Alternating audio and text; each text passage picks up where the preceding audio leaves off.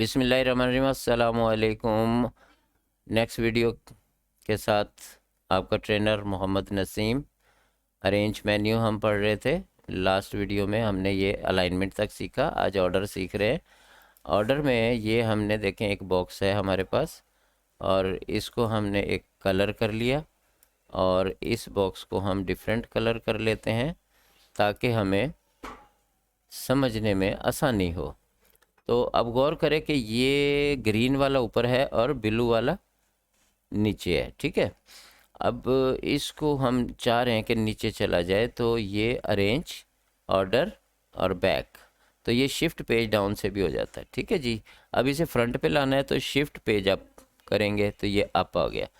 तो इसी तरह अगर इसे करेंगे शिफ्ट पेज अप तो ये ऊपर आ गया। और शिफ्ट पेज डाउन, शिफ्ट का बटन प्रेस करके रखना है, होल्ड रखना है और पेज डाउन प्रेस करके छोड़ देना है। तो ये पेज डाउन किया, ये page up, page down page up. तो इस तरह से हम इनको ऑर्डर, तो फ्रंट बैक भी वही चीज़ है, फॉरवर्ड वन बैक वन भी वही चीज़ है। फॉरवर्ड वन बैक वन में ये है कि अगर 3 ऑब्जेक्ट हों, 4 ऑब्जेक्ट हो, तो जो सबसे ऊपर वाला है उसे एक स्टेप या 2 स्टेप पीछे ले जाना है। तो बार बार हम कंट्रोल पेज डाउन करेंगे तो 1 स्टेप या 2 स्टेप या 3 स्टेप पीछे चला जाएगा। In front of behind same, ये भी वही चीज़ है।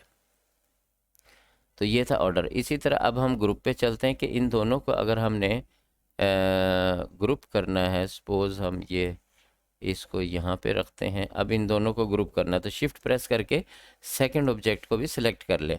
अब हमारे ये 2 ऑब्जेक्ट सिलेक्ट हो गए हैं और कंट्रोल जी इसकी शॉर्ट की है तो ये ग्रुप हो गया। अब गौर करें कि ये दोनों ऑब्जेक्ट जहाँ से भी मर्ज़ी इसको पिक करें, दोनों ऑब्जेक्ट इकट्ठे ये जाएंगे और आएंगे। तो ये यही चीज़ हम यहाँ से ग्रुप, ये देखें ये ग्रुप, कंट्रोल जी। अब हम इसे अनग्रुप कर सकते हैं, ये अनग्रुप हो गया। तो ये अनग्रुप है, ये अलग हो गया। अब ये अलग है, ये अलग है। सेम इसी तरह शिफ्ट प्रेस करके इनको अरेंज, कंबाइन भी किया जा सकता है। ये कंबाइन हो गए दोनों। अब देखें कंबाइन में क्या हुआ कि यहाँ पे ये चीज़ वाइट आ गई और वो ऊपर ग्रीन रही। तो कंबाइन और इसमें ये फ़र्क है ये वो सेम ग्रुप और अनग्रुप वाली ही। तो ग्रुप और अनग्रुप में और कंबाइन और फिर इसका अपोजिट है ब्रेक, तो ये अलग हो गए। तो ये फ़र्क है दोनों में, ठीक है जी। ये ज़हन में रखना। कुछ सिचुएशन ऐसी होती हैं जिसमें हमें कंबाइन करना होता है, कुछ में हमें ग्रुप करना होता है। जो हमें पता है, जैसे ये हम एक तख्ती बना रहे हैं, स्लेट बना रहे हैं, तो हम इसे कंबाइन कर दें तो बेहतर है। और अगर हम चाह रहे हैं कि आइंदा कभी भी इसे हमें अनग्रुप करना पड़ेगा तो फिर ग्रुप करेंगे। तो इस तरह से ये कंबाइन और ब्रेक अपार्ट। और ब्रेक अपार्ट हम जब उर्दू कोरल में लेकर आते हैं तभी उनको लफ्ज़ों को, कैरेक्टर को तोड़ने के लिए ब्रेक अपार्ट यूज़ करते हैं। और कोई तस्वीर अगर हमने नेट से डाउनलोड की है या कोई ऐसा ऑब्जेक्ट है सैम्पल में से ले लिया है तो उसके काफ़ी पार्ट हैं, तो वो ब्रेक अपार्ट अलग अलग करने हैं तो ब्रेक अपार्ट करते हैं हम यहाँ पे। फिर है लॉक ऑब्जेक्ट। F4 का बटन प्रेस कर रहा हूँ, सारे ऑब्जेक्ट हमारे सामने आ गए। अब इस ऑब्जेक्ट को सपोज हम लॉक कर देते हैं तो ये लॉक ऑब्जेक्ट। अब ये देखें ताला नज़र आ रहे हैं, ये लॉक लग गए। तो जब भी इसे हिलाएंगे तो ये नहीं हिलेगा। ये इसलिए होता है कि जब हम कोई ऑब्जेक्ट बना रहे होते हैं, विजिटिंग कार्ड, तो हम जो ये बॉर्डर लगाते हैं, ये अंदर हम कोई काम कर रहे होते हैं जैसे ये, तो इसको मूव करने के चक्कर में सम टाइम हमारा जो ये मेन पेज है, ये मेन लाइन है, ये मूव कर जाती है। तो हम तो हम ये इसको यहाँ पर लॉक भी कर से, लॉक हो गया तो अब ये हम अंदर का काम आसानी से कर सकते हैं। ये लाइन जो है नहीं हिलेगी। और जब भी इसे अनलॉक करना है तो वो आप आसानी से अनलॉक भी कर सकते हैं। ज़्यादा लॉक लगाए हुए हैं चीज़ों पे, अनलॉक ऑल भी कर सकते हैं। तो ये अनलॉक कर दिया हमने। तो ये था हमारा। अब फिर F4 प्रेस करते हैं, ये हमारे सामने है कुछ ऑब्जेक्ट। और उसके बाद अरेंज में चलते हैं दोबारा अगेन। शेपिंग, शेपिंग में सबसे पहले यहाँ क्लिक करें तो ये पूरा मेन्यू ही यहाँ पर आ गया। पहली कमांड ट्रिम की है और ट्रिम को ज़रा गौर फिक्र से देख लें यहाँ पर कि ट्रिम क्या चीज़ है। एक तो ये ऑब्जेक्ट है हमारे पास, एक ये ऑब्जेक्ट है, एक और हम ऑब्जेक्ट बना लेते हैं ये सर्कल बना लिया हमने और इसको ये कलर कर लिया, और इस पे राइट क्लिक करेंगे तो इसका जो आउटलाइन ब्लैक नज़र आ रही है वो भी रेड हो गई। इसको यहाँ पर रखते हैं, गौर व फिक्र करें, शिफ्ट प्रेस करके इसको दूसरे ऑब्जेक्ट को सिलेक्ट किया, सी और ई किया तो वो बिल्कुल सेंटर में आ गया। अब हम ट्रिम कमांड यूज़ करते हैं, ट्रिम ऑलरेडी सिलेक्टेड है, यहाँ पे क्लिक करते हैं और किसके साथ ट्रिम करना है, इसके साथ, यानी इसको इसके साथ। तो यहाँ पे क्लिक कर दिया तो वो ट्रिम हो गया। ट्रिम का मतलब होता है काटना, तो ये देखें कट गया अंदर से। ठीक है जी, ये आपका हो गया। और नेक्स्ट हम आगे चलते हैं, ट्रिम हो गया हमारा। और इसको किसी भी तरीके से देखें, कोई भी जो डिज़ाइन बनाना हमें पहले से पता होना चाहिए ऑलरेडी कि हम क्या डिज़ाइन बनाने जा रहे हैं। शिफ्ट पेज अप करके उसे ऊपर कर लिया, ट्रिम पे प्रेस किया, और ट्रिम में एक ऑब्जेक्ट सेलेक्ट होता है, सेकंड ऑब्जेक्ट जो टारगेट ऑब्जेक्ट होता है वो बाद में सेलेक्ट होता है। ये ट्रिम हो गया। अब गौर करें, ये ट्रिम हो गया।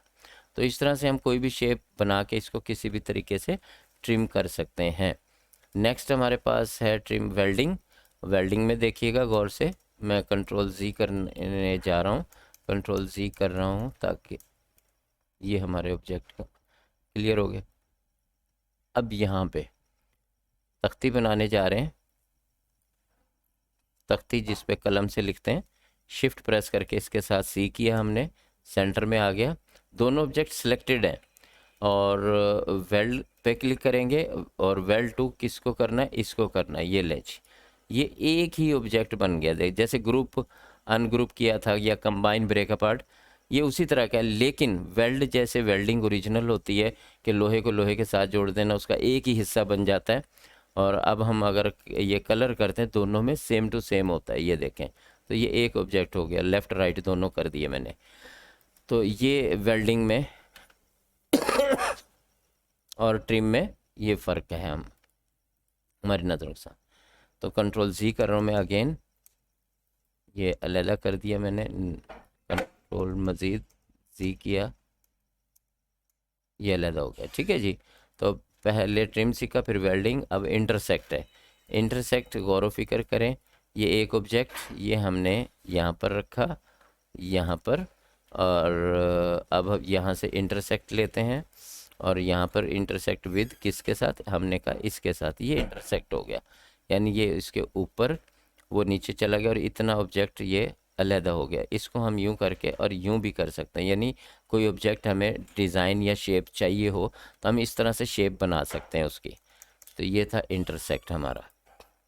इंटरसेक्ट के बाद है हमारा सिंप्लीफाई। सिंप्लीफाई क्लिक किया, इसके लिए दोनों ऑब्जेक्ट सेलेक्ट करने पड़ते हैं। ये दो ऑब्जेक्ट सेलेक्ट किया, फिर अप्लाई किया, तो ये सिंप्लीफाई हो गया। सिंप्लीफाई भी ट्रिम की तरह ही ऑब्जेक्ट होता है। ये हमने फिर दोबारा अलग-अलग कर दिया, कंट्रोल Z कर दिया मैंने, सिंप्लीफाई था।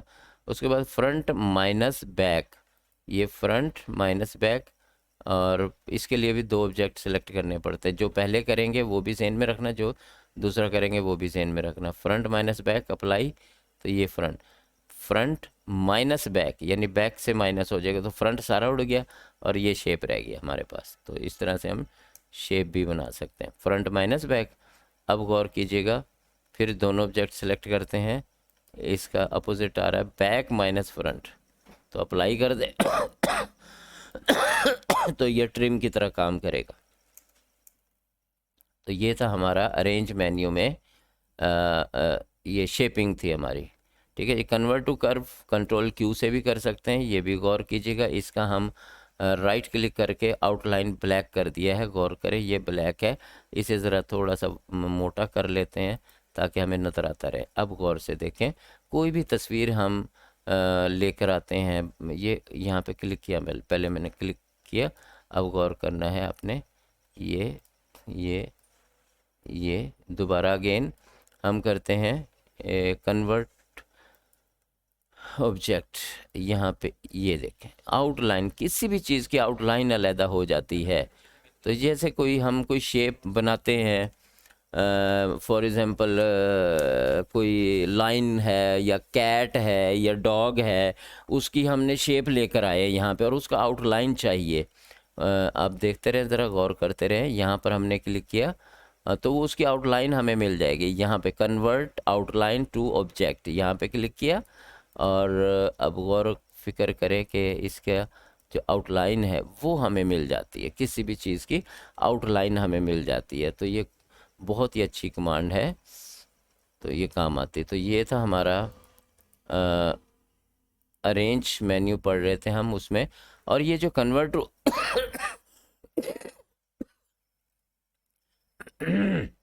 कन्वर्ट टू कर्व है, ये कंट्रोल क्यू, ये कर्व यानी कि हम किसी भी ऑब्जेक्ट को अगर अपनी मर्ज़ी से रीशेपिंग करना चाह रहे हैं, जैसे देखें ये ऑब्जेक्ट लिया रीशेपिंग के लिए, ये ऑब्जेक्ट होता है, गौर से देखते रहे, ये रीशेपिंग, ठीक है ना।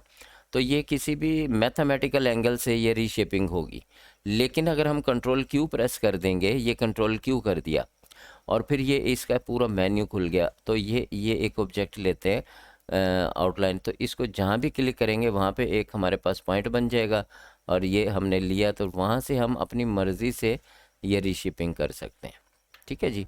फिर दोबारा देखें नए ऑब्जेक्ट पर, ये हमने लिया, ठीक, कंट्रोल क्यू भी कर सकते हैं और माउस से यहाँ पर हम माउस से इस वक्त नहीं हो रहा और ये कर्व भी नहीं हो रहा।